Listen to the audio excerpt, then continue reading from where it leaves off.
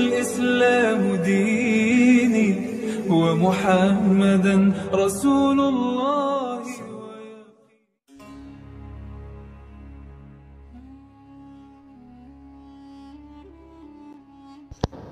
Assalamualaikum warahmatullahi wabarakatuh.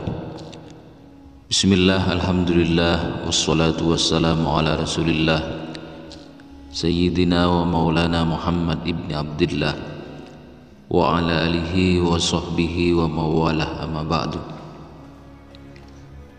Para sahabat pintu karomah yang dirahmati Allah, Munkar Nakir adalah dua malaikat yang bertugas menanyai manusia di alam kubur. Ada pendapat yang menyebut keduanya tidak akan memberikan pertanyaan kepada sejumlah golongan. Menurut sebuah riwayat, pertanyaan kubur ini mencakup siapa nama Tuhan, apa agama yang dianut, dan siapa nabi yang menjadi junjungannya. Sebagaimana dikatakan, di dalam kubur akan ditanyakan siapa Rabbmu, apa agamamu, dan siapa nabimu.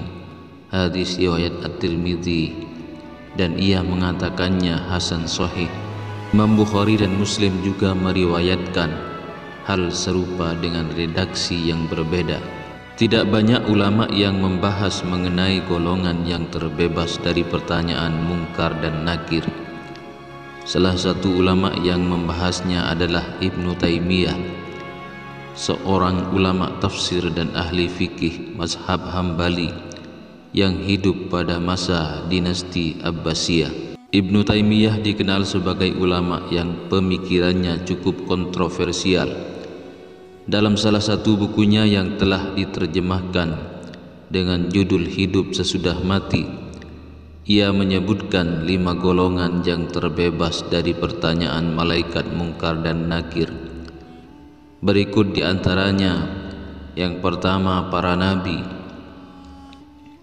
Ibnu Taimiyah berpendapat para nabi tidak akan mengalami fitnah kubur dan tidak akan ditanya oleh malaikat mungkar dan nakir, karena para nabi lebih mulia dibandingkan syuhada. Dalam salah satu hadis disebutkan bahwa para syuhada akan dilindungi dari fitnah kubur. Cukuplah kilatan pedang di atas kepalanya itu sebagai ujian atau fitnah baginya. Hadis riwayat An-Nasa'i. Selain alasan tersebut, kata Ibnu Taimiyah, para nabi adalah orang yang keadaannya akan dipertanyakan kepada mayit, siapa nabimu? Sehingga mereka bukanlah yang akan ditanya. Yang kedua, Siddiqin. Siddiqin adalah orang yang memiliki sifat jujur dan benar keimanannya, yang tidak perlu lagi diuji. Ibnu Taimiyah menyebut Siddiqin tidak akan ditanya karena kedudukan mereka lebih tinggi dibandingkan kedudukan syuhada. Yang ketiga, para syuhada. Para syuhada yang terbunuh di jalan Allah Subhanahu wa ta'ala tidak akan mendapat pertanyaan kubur karena telah tampak kebenaran iman dengan jihad mereka. Demikian kata Ibnu Taimiyah. Hal tersebut juga bersandar pada firman Allah Subhanahu wa ta'ala dalam surat At-Taubah ayat 111. Sesungguhnya Allah membeli dari orang-orang mukmin diri dan harta mereka dengan surga yang Allah peruntukkan bagi mereka.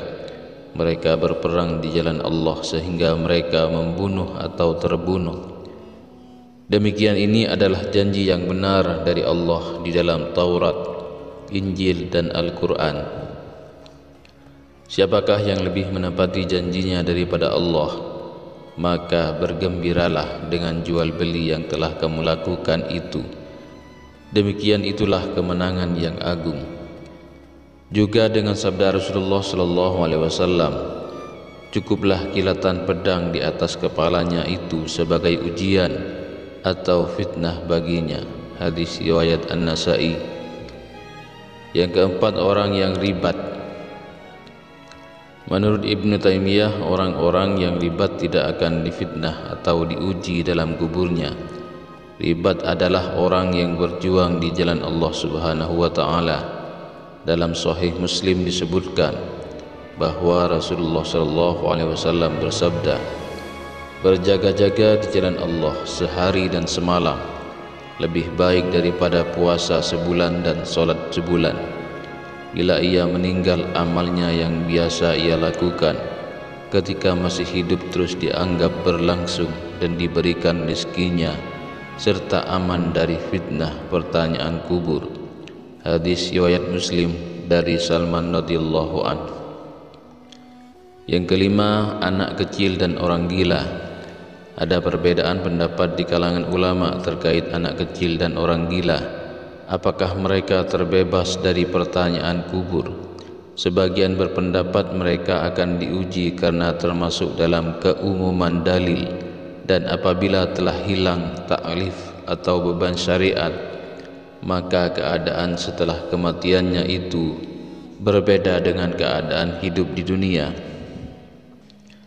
Sebagian yang lain mengatakan golongan ini tidak ditanya karena mereka tidak termasuk mukallaf atau orang yang tidak dikenai beban syariat.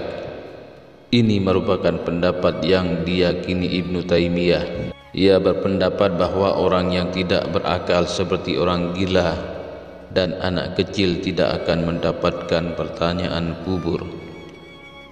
Golongan kelima ini turut dijelaskan salah satu murid Ibnu Taimiyah, yakni Ibnu Qayyim al-Jauziyah, dalam salah satu kitabnya yang berjudul Ar-Ruh. Dalam hal ini Ibnu Qayyim al-Jauziyah memaparkan kedua pendapat tersebut dan tidak memutuskan keberpihakannya. Para sahabat pintu karamah yang dirahmati Allah, mudah-mudahan video ini bermanfaat bagi kita semua dan segala hajat-hajat kita segera dikabulkan oleh Allah Subhanahu wa taala. Wa akhiran, wassalamualaikum warahmatullahi wabarakatuh.